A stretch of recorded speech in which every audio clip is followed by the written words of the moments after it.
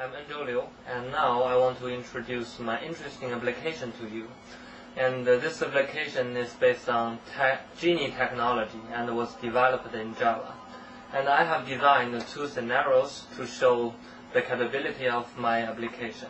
And the first scenario is I was listening to music in this room, and then a phone call came, and I went to another room to get the phone call. And the music which was playing in this room will be stopped automatically and until I come back. And the second scenario is I was programming in this room while listening to the music, and then I got a problem, so I need to went to another room to get a book to help me, and then I went to another room and to get the book back, and in this process the music will follow around me from room to room. And before I show you these two scenarios, I want to introduce the two devices which I used to locate myself. This is the Bluetooth AP, and this is the Bluetooth badge. And later I will take on this badge, and the AP can sense my location, and then my computer will know where I am. And now, after these introductions, I will show you these two scenarios.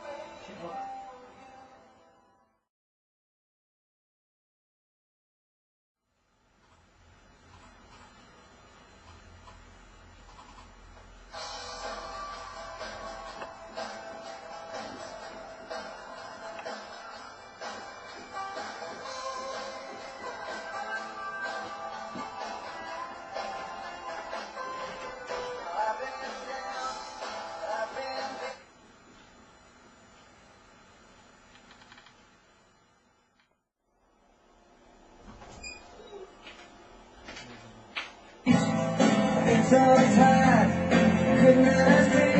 I'm so lost, I could not see. I wanted things were out of reach. Then I found you and it helped me through. Yeah, you showed me what to do. And that's why I'm coming back to you.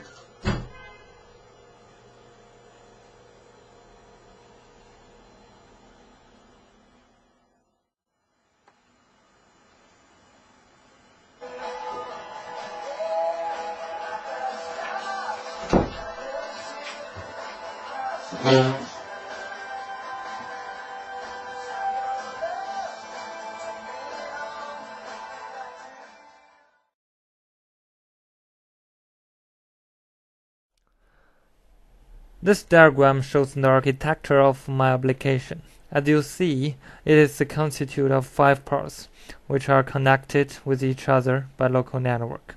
And now I will introduce them to you one by one.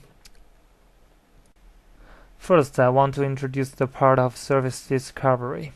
By considering the self-sustainability and the scalability of my system, I have adopted Genie technology here. Every service in my system is needed to register themselves to the Genie with their attributes, the proxies, interfaces for a certain a certain time. After the registration, the service will be assigned a global service ID from Genie, and the service should renew their leads periodically, or they will be removed from Genie catalog after the expiration of their lease.